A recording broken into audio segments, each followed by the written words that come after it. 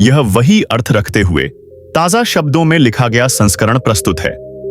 ओशो आश्रम के हरित बगीचे में वे शांति से ध्यानमग्न थे। तभी एक छोटा बालक पास आकर बोला, ओशो जी बताइए, दुनिया में सही क्या है और गलत क्या, और पैसा कैसे मिलता है, अमीर कैसे बनते हैं? ओशो मुस्कुराए, बच्चे के कंधे पर हाथ रखकर बोले, बेटा, सही गलत किसी किताब का नियम नहीं, अपनी जागरूक समझ की आवाज है। जो बात भीतर शांति जगाए वही सही, जो मन पर बोझ और बेचैनी डाले वही गलत। दूसरों की बात बिना सोचे मान लोगे तो अपना सच कभी नहीं जान पाओगे। बच्चा फिर पूछ बैठा, पर सब कहते हैं पैसा सबसे बड़ा है, वही सब कुछ है। ओशो ने स्नेह से कहा, पैसा जरूरी है, लेकिन वह साधन है, मंजिल नहीं।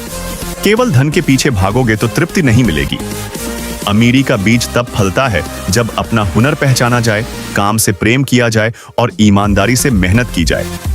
पैसा तब आता है, पर याद रखना, पैसों के गुलाम नहीं बनना, पैसों को अपना साधन बनाकर रखना। उन्होंने जमीन से एक पत्ता उठाया। यह पत्ता पेड़ को सुंदरता देता है, जैसे पैसा जीवन में सुविधा लाता है। लेकिन पेड़ की असली ताकत जड़ में होती है, पत्तों में नहीं। इंसान की असली शक्ति उसकी सोच, ज्ञान और ईमानदारी में है। धन तो इनका परिणाम है, मूल नहीं। बच्चा प्रसन्न होकर बोला, अब समझ गया, पहले सही सोच और ज्ञान अर्जित करना है, फिर पैसा अपने आप आएगा। ओशो ने मुस्कुराकर कहा, बिल्कुल, और जब कमाओ तो सिर्फ अपने लिए मत संजोना, कुछ लौटाना भी।